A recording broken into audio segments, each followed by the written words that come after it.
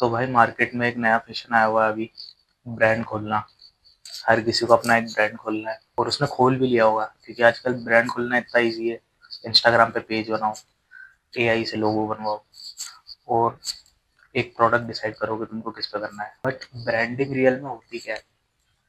तो ब्रांडिंग खुद ही एक बहुत मतलब वाइड टर्म है। ब्रांडिंग इतनी सिंपल नहीं है जितनी लगती है कि भाई तुम लोगो बनाओ, तो ये सब करो और ब्रांड खुल गया। उसके पीछे पूरा तुम्हारा माइंडसेट होता है और वो दिखता भी है लोगों को कि तुम बनाना क्या चाहते हो। अगर तुम क्लूलेस रहोगे तो वो दिखेगा ही तुम्हारे ब्रांड में कि भाई तुम क्लूलेस हो। तो सबसे पहले तुमको यही चीज़ें डिसाइड करनी रहेगी जो कोर फंडामेंटल्स होते हैं एक ब्रांड को बनाने के लिए। जैसे मैं अगर कोई ब्रांड बना रहा हूँ तो उसके लिए मुझे क्या क्या डिसाइड करना पड़ेगा, तो वो होती है, तो वो 4 चीज़ है जो मुझे डिसाइड करनी पड़ेगी कोई भी ब्रांड खोलने से पहले। सबसे पहले तो मैं डिसाइड करूंगा व्हाई, कि मुझे प्रॉफिट के अलावा उस ब्रांड से क्या चाहिए।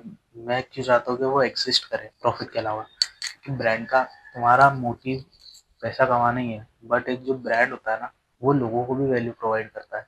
दूसरा, मिशन, तुमको अचीव क्या करना है इस ब्रांड से, तुमको क्या वैल्यू देनी है लोगों को। एलिगेंस देना है, लग्जरी देना है, अफोर्डेबिलिटी देनी है, सस्टेनेबिलिटी देनी है। ये सब क्वेश्चंस होते हैं जो स्कूल में सिखाए जाते हैं। थर्ड क्वेश्चन है विजन, कि तुम अपने आप को लॉन्ग टर्म में कहाँ देखते हो। ये भी बहुत मैटर करता है, क्योंकि इसी से ही तुम्हारी जो ब्रांड है उसकी रियल वैल्यू डिसाइड होगी। अगर तुम खुद को शॉर्ट टर्म में देख रहे हो और फिर बोलते हो कि मैं तो लग्जरी ब्रांड तो नहीं वो काउंट नहीं होता है। जो है वैल्यू, जो तुम्हारा बिलीफ सिस्टम होगा ना, वही तुम्हारे ब्रांड में भी दिखेगा। तुम मॉरल एथिक्स में ज्यादा मानते हो तो वो चीजें वहां पे तुम्हारे ब्रांड में भी दिखेगी जो तुम बना रहे हो। या फिर तुम क्या दिखाना चाहते हो तुम्हारे ब्रांड के थ्रू, कि तुम किस बिलीफ सिस्टम पे रिलाई करते हो। तो ये जो 4 क्वेश्चन है, ये एक ब्रांड को एग्जिस्टेंस में लाने के लिए बहुत इंपॉर्टेंट होता है, बहुत ज़्यादा इंपॉर्टेंट।